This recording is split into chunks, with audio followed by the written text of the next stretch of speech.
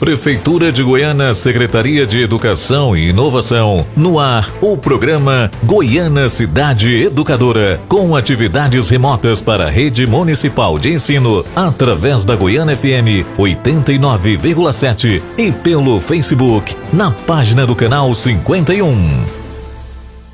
Olá, gente, tudo bem com vocês? Eu me chamo Alessandra, sou cirurgiã dentista e estou aqui hoje para conversar um pouquinho com vocês sobre a doença cárie, tá certo? A gente vai conversar sobre o que é a doença cárie, como ela evolui, o que a gente pode fazer para prevenir e tratá-la também, certo? Primeiramente, estou aqui, vou mostrar a vocês de uma forma um pouquinho mais lúdica e didática como é que ela se instala. A doença cárie é uma doença que é provocada por bactérias através dos resíduos dos alimentos na má higienização. Ela vai se fixando na estrutura do dente e ela começa um processo de corrosão, tá certo? Então aqui, ó, como vocês podem ver nesse quadrinho mais didático, a gente tem um dentinho com a estrutura sadia. O nosso dente, a estrutura dentária, ela é formada por 3 camadas. É o esmalte, que é essa parte mais branquinha do dente, que é a parte de fora do dente, tá certo? Aí nós temos a dentina, que é uma parte mais interna, um pouquinho mais sensível, e a parte onde tem a região de nervo, certo? Onde tem os vasos sanguíneos, que é a polpa, tá bom? Então, a evolução da cárie, o que é que acontece? Durante a alimentação, a gente vai lá, acorda, toma café da manhã, não faz a higienização. Vai lá, come o lanchinho, não faz a higienização. Almoça, não faz a higienização. Então, esses restinhos de comidas, eles vão se fixando na estrutura do dente, tá certo? E aí, com o tempo, as bactérias que estão lá formando um ácidozinho que vai começar a corroer a estrutura dentária. E aí começa a lesãozinha de cárie. Então, se vocês começarem a perceber, ó, ela começa por um pontinho pequenininho, na maioria das vezes é um pouquinho escurecido, né? Aí vamos ver por dentro como é que, no dente, como é que ela tá, ó. Às vezes ela tá já em um estado avançado.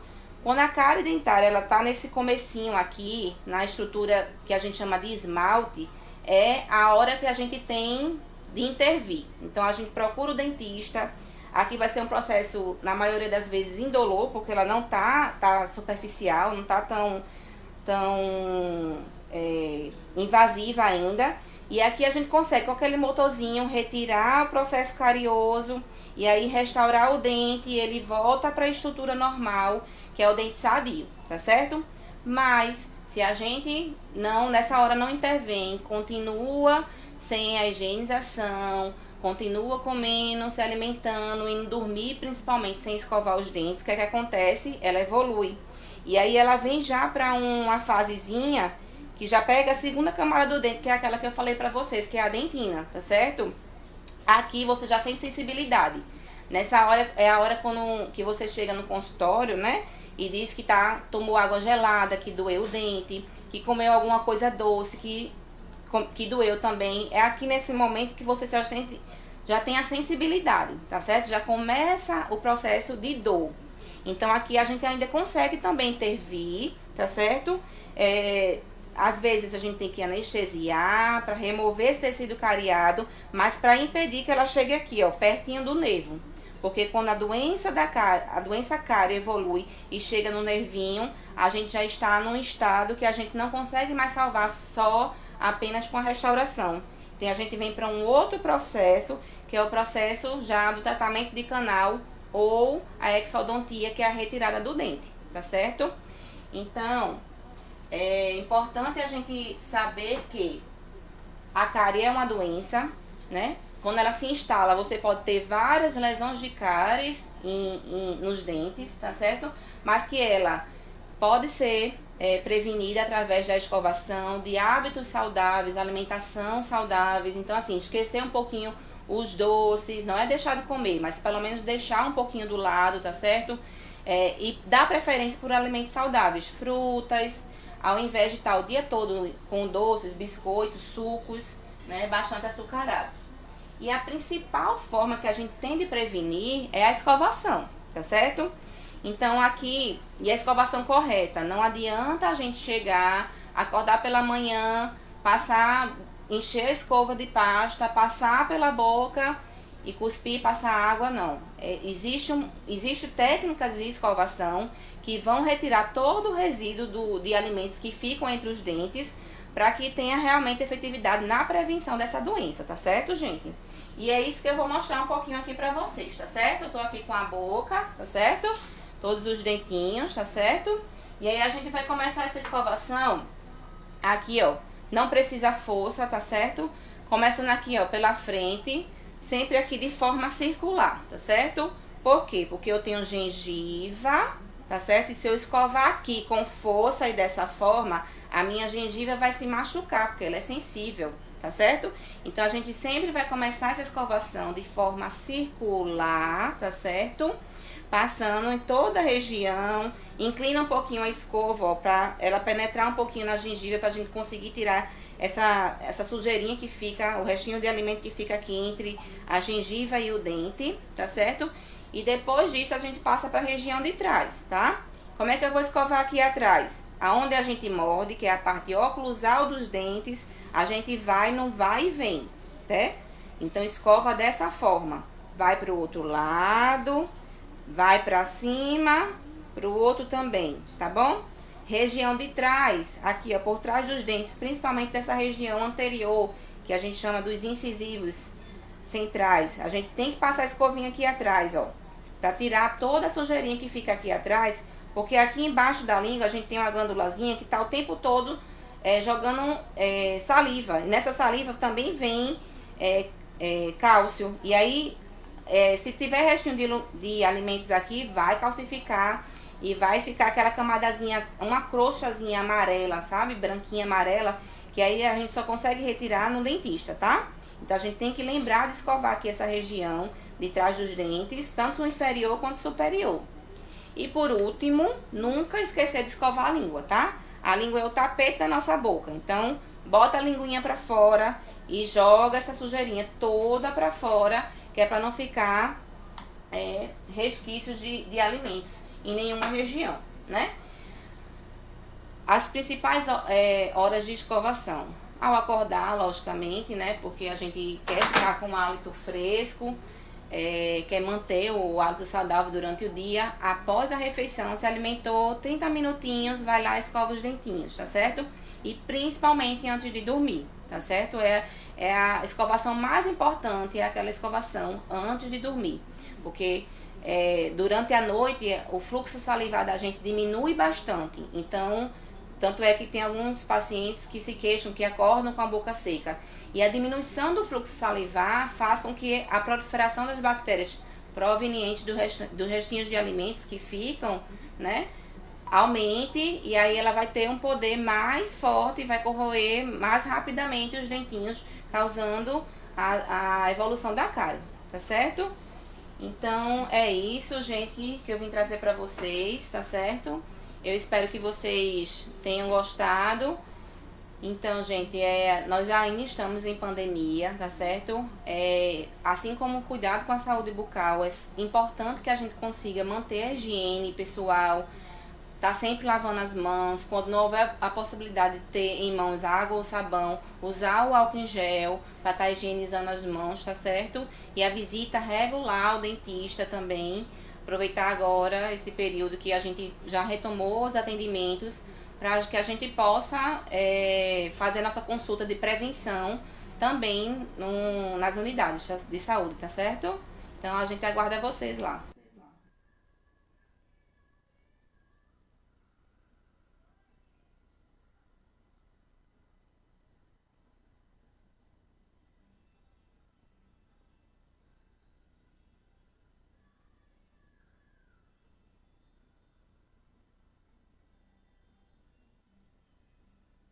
Olá, meus amores. Olha a tia Ana aqui de novo no aulão. Eu pensei que não ia ficar mais, mas voltei. Sabe o que é isso?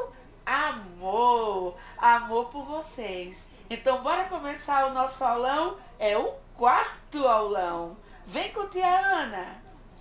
Pois bem, será o nosso quarto aulão e a componente curricular hoje é só matemática. Vamos saborear nosso aulão de matemática. Pois bem, meus amores, vamos começar agora no primeiro quesito. Então, observe os desenhos na malha quadriculada. Estão vendo a malha quadriculada? Você que está em casa está atento? Temos um retângulo e temos nele uma linha de cima para baixo com as letras M, N, P, Q e R. E temos na parte horizontal numerado 1, 2, 3, 4, 5, 6. Eu quero que vocês fiquem atentos que haverá um encontro de um número com uma letra. Pois bem, o desenho que está localizado na posição 5P é letra A, o desenho A, que é um coração, letra B, o desenho B, que é um círculo, letra C, o desenho C, que é um semicírculo, a metade de um círculo, ou o desenho D, a letra D. Então, eu quero que vocês prestem atenção que haverá um encontro. E na parte M, nós temos um círculo vertical. Na N, nós temos uma estrela. Na P, nós temos o coração e a metade de um círculo. E na letra Q, nós temos a seta. Na letra R, nós temos um triângulo. Haverá um encontro na 5P. Esse encontro se dá com que figura? Vamos ver? Pois bem, se dá com a letra C, que é a resposta. O desenho C, que é justamente a metade da circunferência. Tudo ok, meus amores? Vamos continuar? Estou afiada hoje. E agora eu quero que vocês prestem atenção. Observe o desenho dos cartões X, Y e Z. Você que está em casa, ouviu? Está atento? Então, usando cartões como esses e fita adesiva, Marina montou uma caixa sem tampa. Veja abaixo o desenho da caixa que ela fez. Presta atenção. Tem o desenho X. Lembra da bandeira do Brasil? Aquele formato maior. O desenho Y, que é o mesmo formato da bandeira do Brasil, só que veio menor. E o desenho Z, a figura Z, que é o mesmo formato da figura do Brasil, mas um pouquinho mais comprida, certo? Então, observe que para montar a caixa, lembre-se de uma caixa de papelão. Para montar uma caixa sem a tampa, Marina usou letra A, um cartão X, 2 Y e um Z.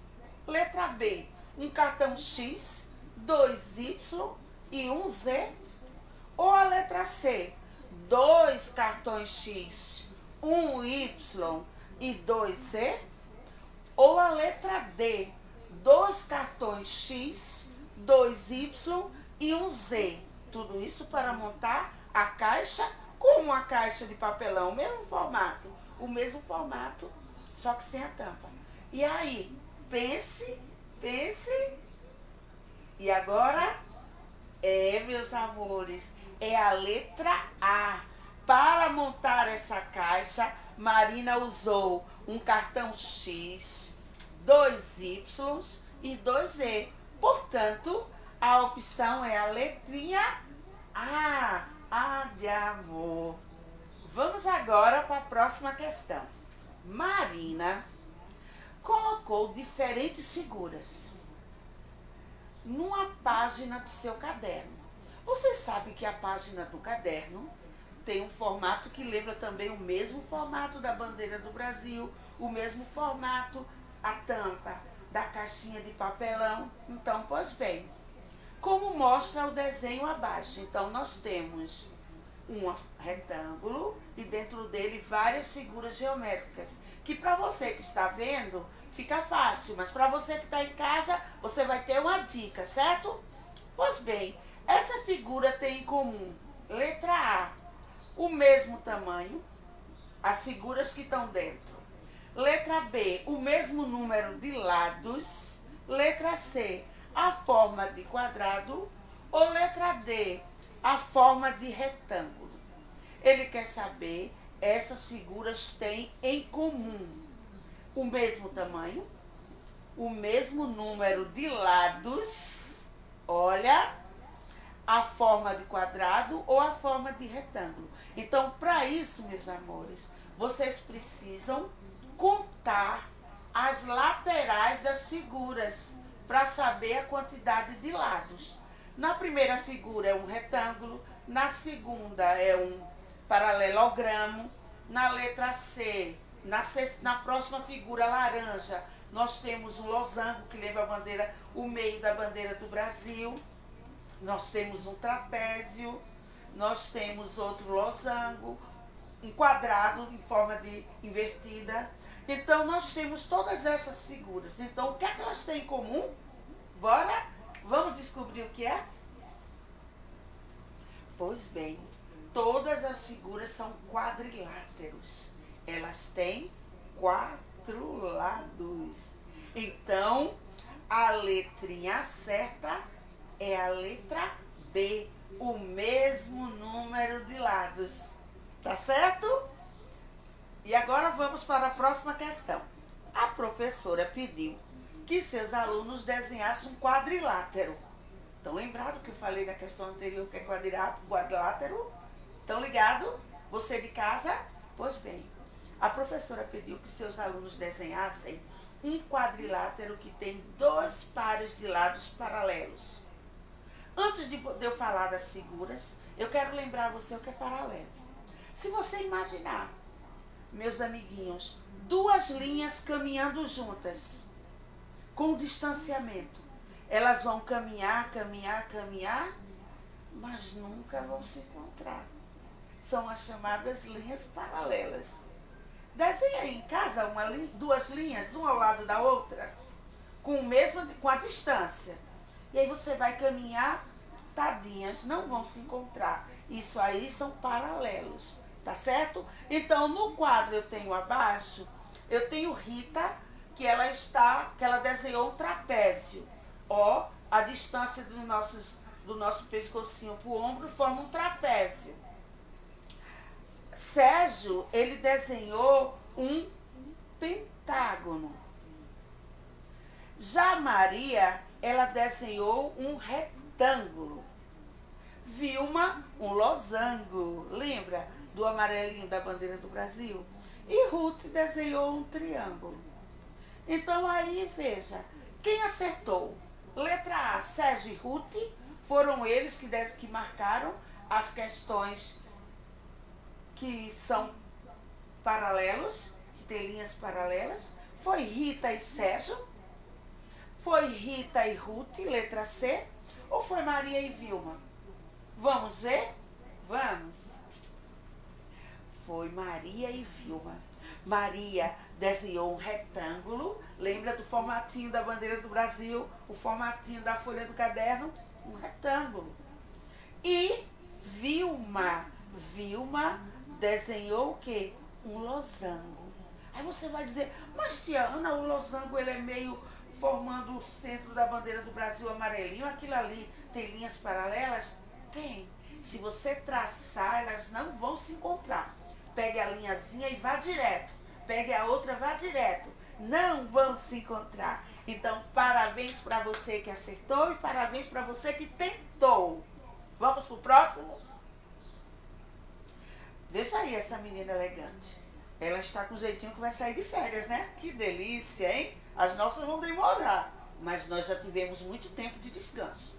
Então, faltam 6 semanas e 5 dias para Joana, essa bela menina, tirar férias. Esse tempo corresponde a 35 dias, 42 dias, letra C, 47 dias, Letra D, 49 dias. Pois bem, olha, são 6 semanas e 5 dias que faltam para ela tirar férias. Vamos ver quantos dias faltam? Vem agora. Meus amores, como uma semana tem 7 dias, logo 6 semanas mais 5 dias. Uma semana tem 7, 6 semanas, 6 vezes 7. 6 vezes 7 mais 5 dias. Então agora eu vou ter tudo em dias. 6 vezes 7, 42 dias, mais os 5 dias. Portanto, é a letra C. Joana vai sair de férias, lindamente, chique, maravilhosa, daqui a 47 dias. Ai, que inveja de Joana. Bora pro próximo? E agora a gente vai conhecer Lucas. Lucas caminha cerca de meio quilômetro para ir à escola todos os dias. Eita, Tiana, quilômetro? Sim. Lembra do aulão anterior que eu falei? 1 quilômetro tem 1000 metros. Toda vez que você falar 1000, 1 quilômetro, ai, Tiana, lembra? 1000 metros. 1, 2, 3, conta 1000 metros. Então, qual a distância? Qual a distância que ele caminha em metros? Então, para isso, o que acontece? Lucas caminha cerca de meio quilômetro. Se é meio em fração é o quê? Metade. Vamos ver qual é a resposta? Ó. Justamente, como 1 quilômetro é 1000 metros, então meio quilômetro são 500 metros. Letra D. E eu espero que você tenha acertado. Como você é esperto, eu sei que você acertou. Vamos para o próximo? Olha aí esse rapazinho lindo, maravilhoso. A imagem de um menino todo estiloso, com a lancheirinha de lado. Ele está pronto para ir para a escola. Estão atentos, meus amores? Você que está ouvindo a nossa aula? Então, para aí, de sua casa à sua escola, Edson, que é o nome do menino, ele gasta 1 hora e 15 minutos. Tadinho, viu? Se ele for a pé, ele vai cansar. Então, isso significa que esse percurso, Edson gasta quanto tempo? Olha, ele gasta 1 hora e 15 minutos. Então, letra A, Edson gasta 60 minutos. Letra B, 75 minutos. Letra C, 90 minutos. Ou a letra D, 115 minutos. Eu quero que vocês fiquem atentos, que é 1 hora e 15 minutos. Para isso, eu preciso transformar a hora em minutos. Por quê? Porque todas as respostas, as alternativas A, B, C e D, estão em minutos. Tem que transformar. Vamos ver qual a resposta que dá? Ó. E, pois bem, 1 hora tem 60 minutos. Se 1 hora tem 60 minutos e ele gasta 1 hora e 15 minutos, você apenas vai somar 60 minutos, que você transformou a hora, mais os 15 minutos. Então, 60 mais 15 dá o quê? A alternativa B, 75 minutos. Tadinho. Como o Edson caminha, né? É bom ele pegar o ônibus. Será que não é melhor, hein? Vamos agora para o próximo. Venha comigo. Estão observando agora, e você que está em casa. Nós temos aí 2 malhas quadriculadas. Então a gente tem que observar que a primeira tem o desenho no formato de um T. Ocupando vários quadrados, ocupando um retângulo e ocupando um quadrado. Agora, isso tudo juntinho. Eu tenho quantas figuras? Na letra A, na segunda malha quadriculada, eu tenho uma imagem A, eu tenho uma imagem B, uma imagem C e uma imagem D. Todas no formato da que foi dada, da que foi entregue. Agora, no entanto, vai haver uma redução desse desenho. uma redução você vai diminuir. Agora veja, para diminuir esse desenho, eu tenho que estar atento à malha quadriculada, que está toda com as linhazinhas se encontrando, para poder eu reduzir na mesma medida. Vamos ver como será a redução? Pois bem, a redução será a alternativa D, pois os lados vão reduzir pela metade. Então, observe que na original nós temos 2 quadrados na lateral e na parte de baixo da imagem mais 2. E na letra D nós temos 1 quadrado e depois na parte inferior mais 1. Então, a metade. Então, a letra D. Agora que vocês estão afiadinhos e com a ajuda da tia na sala de aula, vocês vão responder um desafio que tia Ana está passando. Eu gravei e fiz com tanto carinho e eu sei que vocês não vão deixar de responder e mandar a resposta para a tia pelo zap. Vamos ver? Olá, meus amores. Tudo pronto para o desafio de matemática? Professora Ana está aqui. Vamos concluir a nossa aula com esse desafio. Desafio 1. No desenho abaixo está representada a vista superior das cadeiras de uma sala de convenções, de reunião e a localização de algumas pessoas. Mas a imagem é de cima para baixo. Nós temos na linha vertical, as cadeiras estão numeradas de cima para baixo. 1, 2, 3 e 4, as fileiras. E na horizontal está com a letra J, K, L, M, N e O. Pois bem, haverá um encontro entre as letras e os números. E aí, qual é a pessoa que se encontra na posição N1 nessa sala de convenções? Será a letra A, Thaisa? Será a letra B, o Paulo? Será a letra C, a Júlia? Ou será a letra D, o Félix? Pense. No desafio 2, observe abaixo os objetos que Maria levou para a aula de geometria. Ela levou a imagem de uma pilha, de uma caixinha de presente em forma de caixa de sapato. Ela levou um cone que lembra aquele sorvetinho que a gente toma, segura assim o conezinho. Ela levou a imagem de uma pirâmide e ela levou uma caixa em forma... Vocês já assistiram aquelas lutas que tem, que eu não gosto muito de MMA, que tem aquele octógono? Daquele jeitinho a caixa tem. Então, qual desses objetos lembram corpos redondos? Na letra A, diz que é a imagem 1 e 2. Na letra B, diz que é a imagem 1 e 3. Na letra C, diz que é a imagem 1, 3 e 5.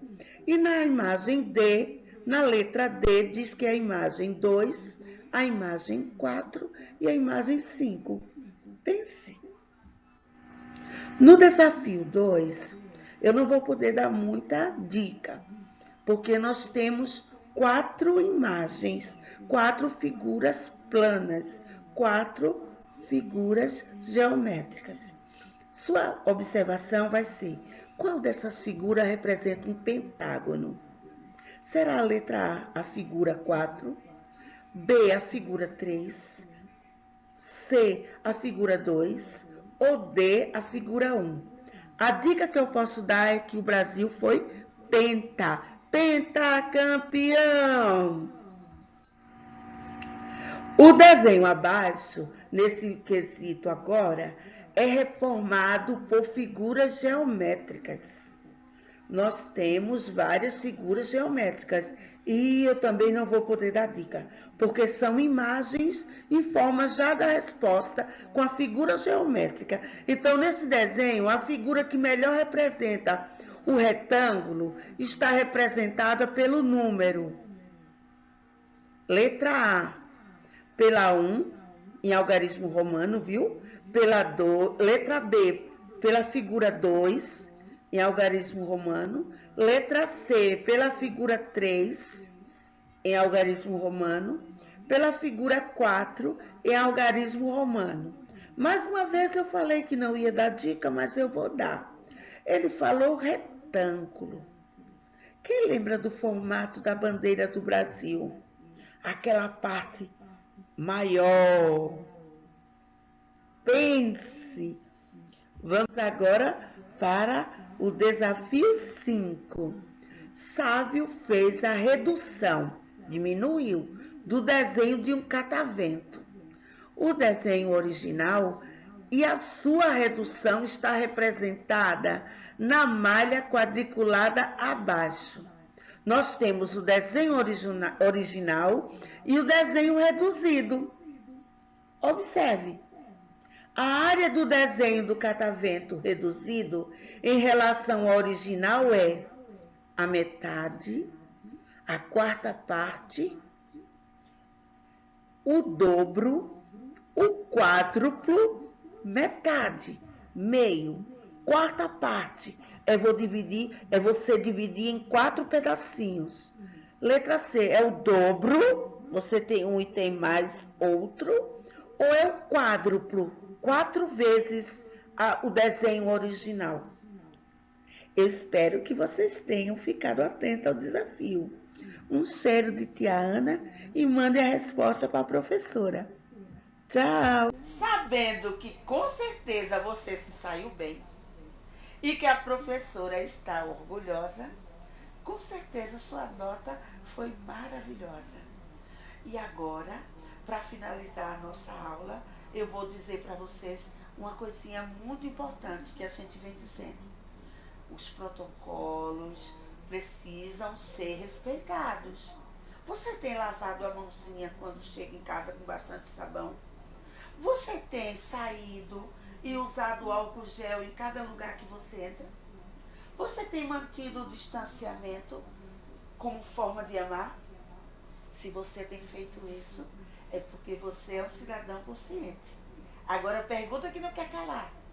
E a máscara, não deixe de usar. Um beijo de tia Ana, um abraço bem apertado e a gente se encontra no próximo aulão, que será o 5º. Beijo!